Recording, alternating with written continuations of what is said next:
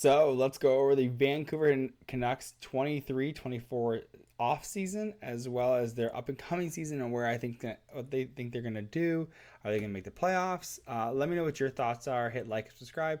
We are going through all 32 teams, but instead we are starting with the Z team, or in this case, the Winnipeg team, going backwards up to Anaheim. So we did Winnipeg, we've done Washington Capitals, we've done Vegas Golden Knights, and now we are on to the Vancouver Canucks. So if you want to comment what team you're excited to hear about, let me know. We are going to go through them, and I want to know your thoughts on them. So again, let me know what your thoughts are, and let's jump right into it. So the Vancouver Canucks they were having issues with being over the cap, but they, with their LTIR candidates of Tucker Pullman and I forget the other guy as well, I think Pearson, they are above the cap, $750,000, essentially not being able to sign anyone, maybe to a league min deal, but really they have no wiggle space. So, but which is to me is honestly crazy, because like, I don't know about you. I'm going to tell you straight up. I don't think the Vancouver Canucks are making the playoffs. I don't know what they're doing. I don't see them making the playoffs. I'm just saying right there. Like, no, so right there, there's your comment. Say, hey, I think you're wrong because of X, Y, and Z. Because right now I'm going to tell you why, but I want to know why you think they're going to make the playoffs. Because tell me I'm wrong. Because I just don't see it. I don't really see it. Let's go over a couple of the transactions they did. Of course, this year they moved Bo Horvat, right?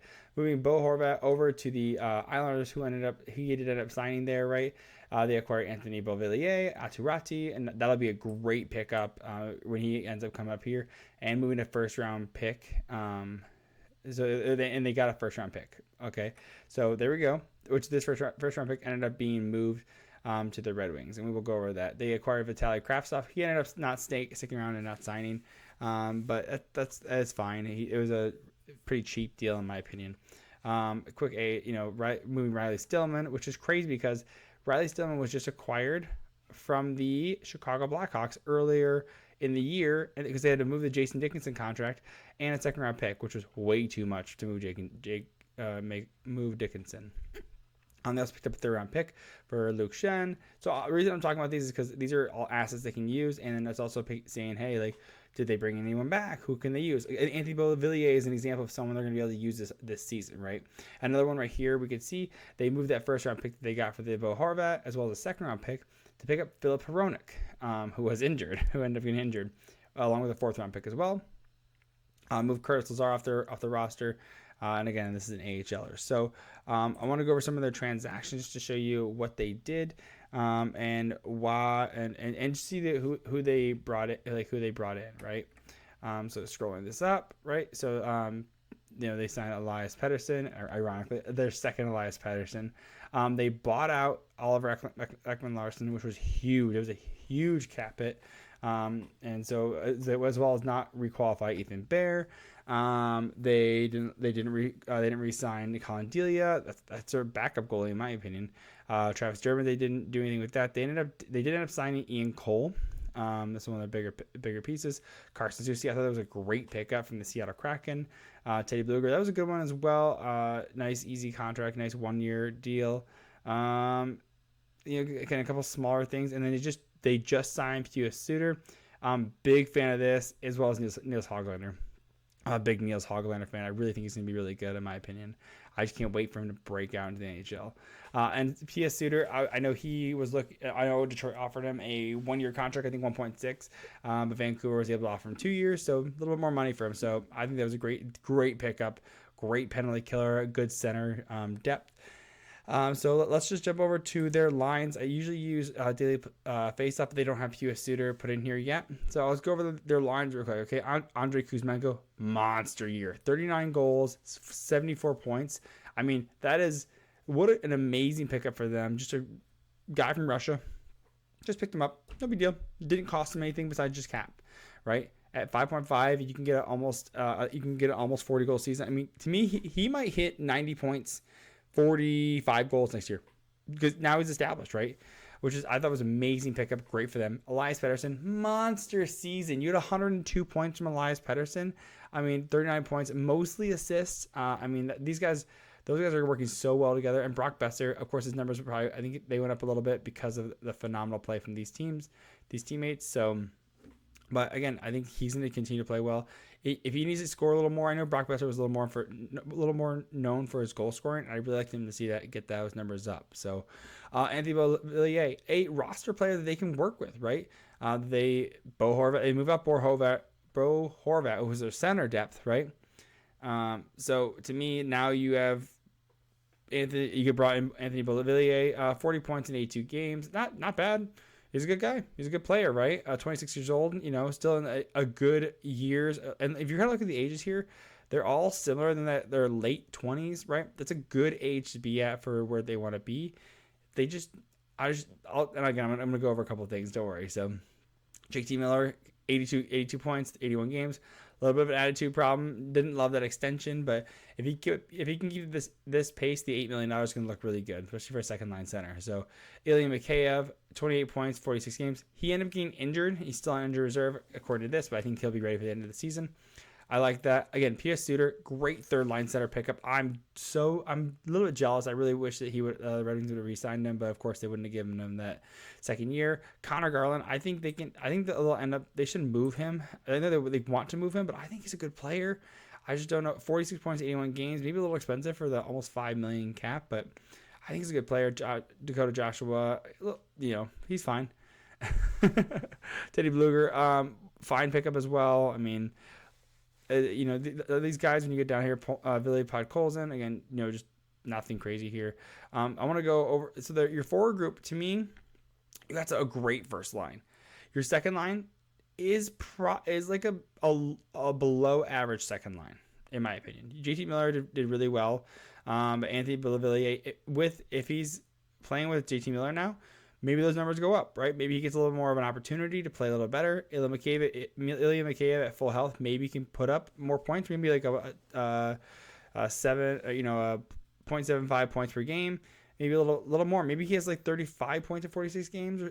Ideally, maybe like a 60-point season. That would be ideal. And that's what they really need. So, to me, if you can get a good amount of points off the second line, I think that'd be huge. And a better season from Brock Besser, maybe. But I just think that there's too much. They don't get enough cohesiveness, and they don't play well enough, in my opinion. So I honestly can't tell you exactly why. It's a feeling of what's happening with Vancouver. Are they trying to get elite? Because they have some really elite players, and I really wish they just went all in on some amazing players. It feels like they just want to make the playoffs so they can get the money. And I know there's a contention with the ownership. I live in Detroit.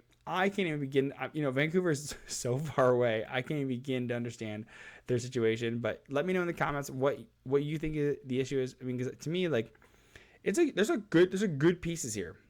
There are very good pieces.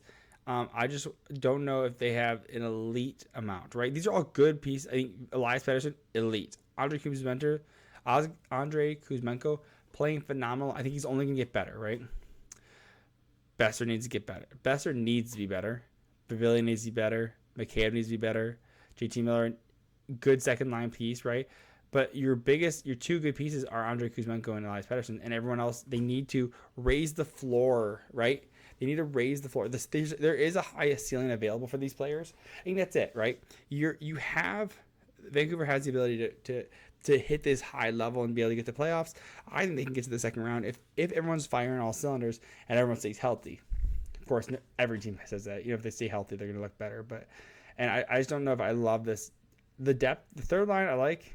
I wish they'd swap out Teddy Bluger and Dakota Joshua, in my opinion. But we'll see. We'll see how it goes. So going to defense, Quinn Hughes, monster, right? 76 points, only 7 goals, 69 assists. Nice.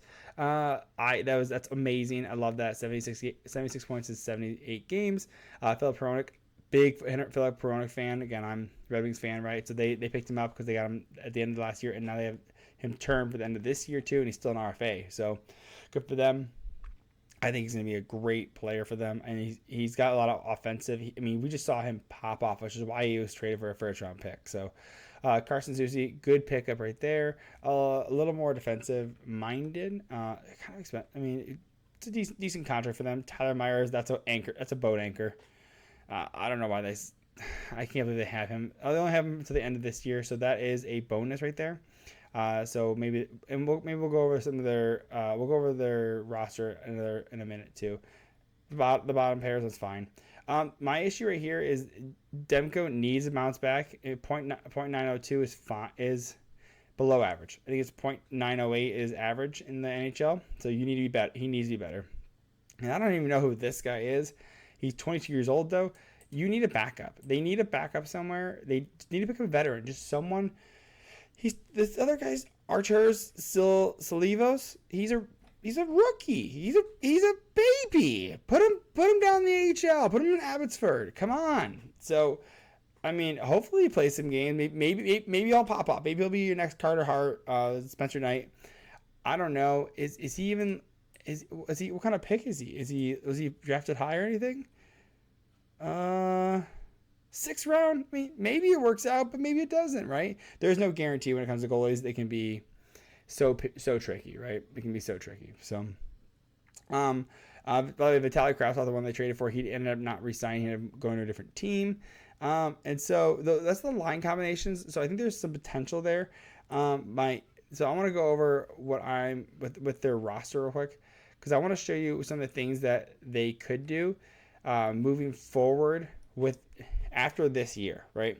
So after this year, they can solidify and go find a star, bring in a star, because I think that's what they need a little more star depth, in my opinion. So when they can move off the Bolivier contract, right? So they can go pick up, like I said, maybe a Tyler Bertuzzi. I think that'd be a great pickup. A Tyler Bertuzzi would be great, a little more grit, a little more intensity, raise the level, make it more excitable, right? Make it exciting, make Vancouver hockey exciting, right? There's a guy, Elias Pettersson's going to get the bag. So, I mean, there's a $10 million guy right there. So, most of this Bolivier money is going to be going to Elias Pettersson. So, sorry about that. But maybe, again, they can free up some more money. The one I think that they could do, the boat anchor right here, Tyler Myers, I think that's going to be, well, I mean, really, the $6 million is really going to be replaced with Philip Hronek. But you will have saving $4.4 million. Ian Colby gone. He's an older guy. Again, this is a spot where Jack Rathbone can move in, right? And you can get in like Nils Hoglander, right? Some of these cheaper guys in here, move them up, right? Get some cheap, young drafted contracts in. Move out some bad contracts. Don't trade them. Just let them expire, unless you can give them away for cheap. But let them expire, and then bring in, like, I think a Tyler Bertuzzi would be phenomenal. What do you think about a Tyler Bertuzzi on here, right? Pay him. I know he wants $7 million or 7 years. But if you paid him like 6.5 for 7 years, that is your grit guy. He's going to be there for Quinn Hughes. He's going to be there to protect Quinn Hughes, right? Quinn Hughes 23. So if you had him for 7 years, Quinn Hughes would be 30 at that point. I mean, come on, that'd be great. You'd love that, right? Elias Pettersson would be 31. I know Tyler Bertuzzi isn't that young, but he's not that old, and he would bring you that tough grit. He's a real good locker room guy. So I think that'd be a great pickup for Vancouver. I'm petitioning it. I'm petitioning it. Put it in the comments. Petition. Tyler Bertuzzi for Vancouver Canucks. I think that's the win. That's what you guys need. So, anyways, let me know what your thoughts are. Hit like, subscribe. I love doing these videos. I'm so excited to do the rest of the league as well. Again, we're going Z to A. Anaheim, I'm sorry you're last, but Vancouver was a bigger priority for me, even though I don't think they're going to make the playoffs. So I think they're going to fall short, probably fall sixth in their division, in my opinion. But again, because I think that there's not enough cohesiveness. It's more of a feeling. I'm not impressed with the roster. I don't know why they moved that first round pick. I just think that was a weird move. But they do have, if you go over their picks right here, they still have all their first round picks, so they still have a little bit to work with. But again, are they in a rebuild? They're not in a rebuild. They're not are they on the upswing? They already have good players though. So what are they doing, right? It's the direction is my issue, right? It was similar to what I just did with Washington 2 videos ago. It was, I don't know what you're doing. You're keeping this core together. You missed the playoffs though. So you need a good shakeup, right? Washington picked up Edmondson and Sandin. I mean, they picked up Hronek. Vancouver picked up Hronek. So that's a good pickup. They moved up Bo Horvat, though. Right? So what are we doing here? What kind of dance are we doing here? Who are they going to... Are they... Because you have good players, but you need You need to bring the support around the good players. So let me know what your thoughts are. Go get a backup goalie. Don't get the rookie. Don't put the rookie in. Demko's going to play a ton. But he needs to kind of gradually get back up. He needs like a 48 to 55 games, maybe 50 games, right? Like, and then you need a good veteran backup goalie who has played before that can support him. Give him a little love. Show him, hey man, give him a pat on the butt. Hey, it's okay, man. Next game you'll get him. So let me know what your thoughts are. Hit like, subscribe, comment, and I welcome. And again, thanks for listening to the Undrafted Hockey Fan. Love you. Bye.